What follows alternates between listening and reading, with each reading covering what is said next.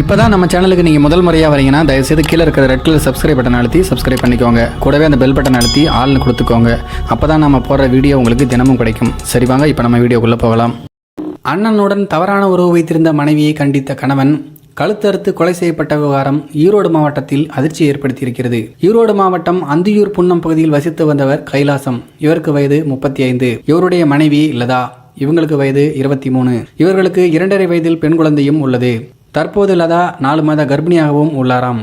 ஆனந்த் அந்தியூர் தவிட்டுப்பாளையத்தில் சொந்தமாக welding work shop நடத்தி வருகிறார். தினமும் மனைவி லதாவை தான் பைக்கில் அழைத்து செல்வதை வாடிக்கையாக வைத்திருந்திருக்கிறார். அப்படிதான் ஒரு நாள் இரவு பணி முடிந்து ஆனந்த் மனைவி லதாவுடன் இருசக்கர வாகனத்தில் வீட்டுக்கு திரும்பிக் கொண்டிருந்தார். காட்டுப்பாளையம் அருகே வந்தபோது ஹெல்மெட் அணிந்து இருவர் இருசக்கர வாகனத்தில் கைலாசத்தை வழிமறித்தனர். ஆனந்துடன் வாக்குவாதத்தில் ஈடுபட்டனர். அப்போது ஒருவன் மறைத்து வைத்திருந்த கத்தியால் கைலாசத்தின் கழுத்தை அறுத்து அவரை துடிக்க துடிக்க கொலை செய்துள்ளான். அதன் பின்னர் இருவரும் தப்பி சென்று விட்டனர்.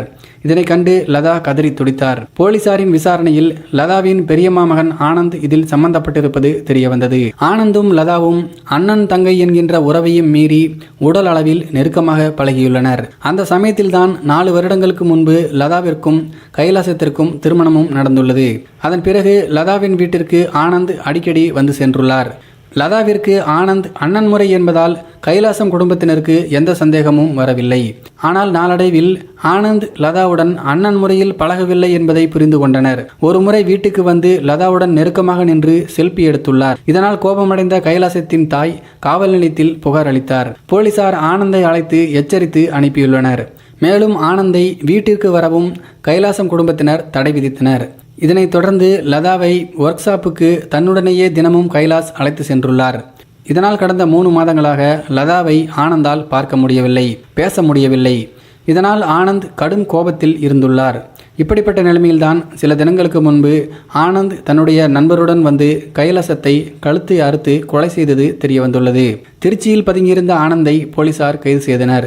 இந்த கொலையில் லதாவிற்கும் ஏதேனும் தொடர்பு இருக்கிறதா என்று போலீசார் விசாரித்தும் வருகிறார்களாம். இந்த பொண்ணை பாருங்க, ஏற்கனவே அண்ணன் கூட தவறான தொடர்பு வச்சிருக்கு, அதுவே பெரிய பாவம். அதுக்கப்புறம் கட்டின புருஷனையே கொண்டிருக்கு, அதுக்கு மேலே பெரிய பாவம்.